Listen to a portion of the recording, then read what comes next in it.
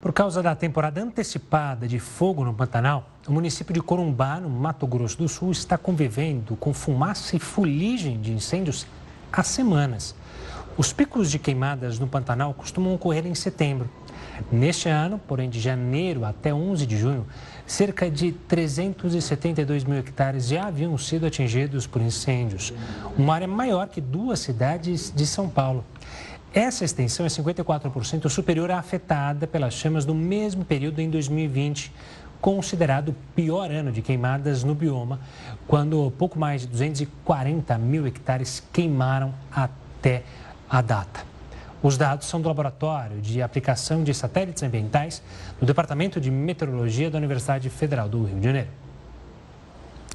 Essa temporada de queimadas, aliada com o tempo seco, tem reflexo direto na saúde da população.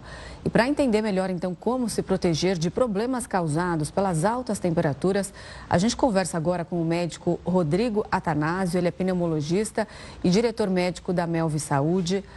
Olá, doutor Rodrigo, boa noite, seja muito bem-vindo. Boa noite, Renata, boa noite, Gustavo. Doutor, a umidade relativa do ar aceitável, considerada boa, estaria ali em torno de, a partir de 60%? Confirma se é mais ou menos isso? E eu queria te perguntar, então, o que o tempo seco, quando essa umidade está muito pequena, muito abaixo desse índice, pode causar na nossa saúde, desde alergias até doenças respiratórias? Perfeito, Renata. Realmente, assim, a gente ter uma umidade aí acima de 60% seria o ideal para manter aqui uma respiração mais adequada. E é muito importante a gente lembrar a função dos nossos brônquios. Ele, além de levar o ar para dentro do pulmão, uma grande função dos brônquios da via respiratória é condicionar melhor esse ar que está entrando. Então, vamos pensar que dentro do pulmão da gente, a gente tem um pulmão bastante úmido e quente. Então, a gente está trazendo esse ar mais ressecado, vai forçar muito mais os brônquios a conseguir umidificar isso para chegar o ar de maneira mais adequada para dentro do pulmão. E forçar essa parte de condicionamento do ar acaba levando a algumas complicações, principalmente em pessoas que têm alguma predisposição.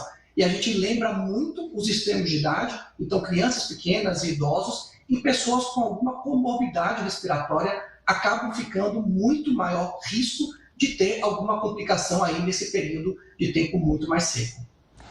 Doutor, uma boa noite da minha parte também. A gente está no outono. No outono, há uma prevalência de mais doenças respiratórias? Há um cuidado diferente das outras estações? Perfeito, Gustavo. Assim, realmente, essa época do ano a gente comenta muito que é um momento de muito mais trabalho para quem trabalha com saúde respiratória. Além do clima mais seco, é claro que cada região tem alguma particularidade, mas principalmente na região centro-oeste, sudeste e sul, essa época de tempos mais frios acaba deixando o tempo muito mais seco.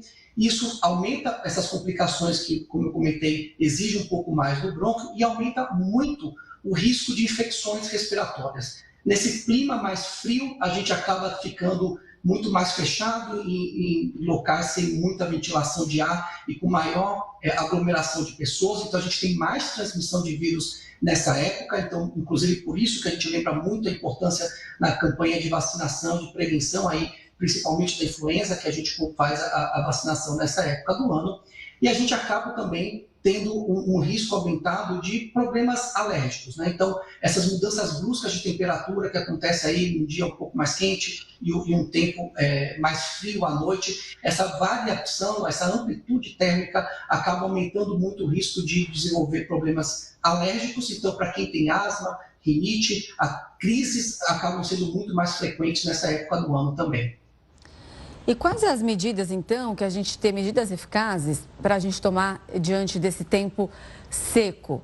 A gente muito ouve falar do uso de umidificadores dentro de casa ou até aquelas receitas caseiras de colocar um balde de água, usar toalhas molhadas para deixar esse ambiente, esse ar um pouco mais úmido. Tudo isso funciona? Veja, tem várias coisas que a gente pode fazer e acho que coisas mais simples até coisas mais complexas e obviamente a gente tem coisas melhores ou piores nesse sentido. Mas, obviamente, tudo é válido se a gente puder tomar cuidado com algumas dicas aqui que eu acho super importantes da gente ressaltar. Primeiro, se a pessoa tem alguma doença respiratória, é muito importante ela estar atualizada no seu tratamento. Pacientes que têm asma, que usam bombinhas, que têm DPOC, é muito importante manter o uso desses medicamentos durante esses períodos onde estão mais suscetíveis a complicações. Outra coisa que é muito importante, a gente se esquece, é se manter muito bem hidratado. Então, hidratação por via oral vai manter a gente melhor hidratado também por dentro da nossa árvore traqueobrônquica. Isso é importante aí na prevenção de complicações respiratórias. Sem contar que isso vai causar também melhor alívio nos sintomas, essa sensação aí, às vezes, de uma respiração mais seca e de olho mais seco. Em relação aos umidificadores, eles podem ajudar bastante, principalmente quando a gente está aí com umidades muito baixas em ambientes, às vezes, como a gente teve até em São Paulo recentemente agora, então de 20% de umidade no ar. Você ter um umidificador em alguns ambientes, ele pode sim ajudar e auxiliar você a ter uma respiração um pouco mais cômoda.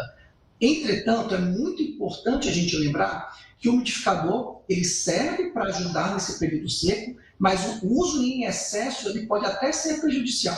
Então, se você deixar o umidificador o dia inteiro ligado no ambiente fechado, você pode até aumentar demais a umidade naquele quarto e até propiciar ter mofo, ou mesmo se você não cuida da bandeja do umidificador que você coloca o líquido, você pode ter mofo naquela região e, obviamente, para quem tem problema respiratório, você vai estar recirculando alguma coisa que pode ser até tóxico. Então, a gente tem que pode sim ser usado, mas lembrando aí de ter um cuidado de higiene onde você tem um reservatório de água. E se você não tem um umidificador, o potencial de uma toalha molhada ou de um balde de água causar uma mudança na umidade do ar naquele quarto, ela é muito baixa. Mas, se a pessoa não tiver acesso a nenhuma outra coisa, mal não vai fazer e pode causar algum alívio.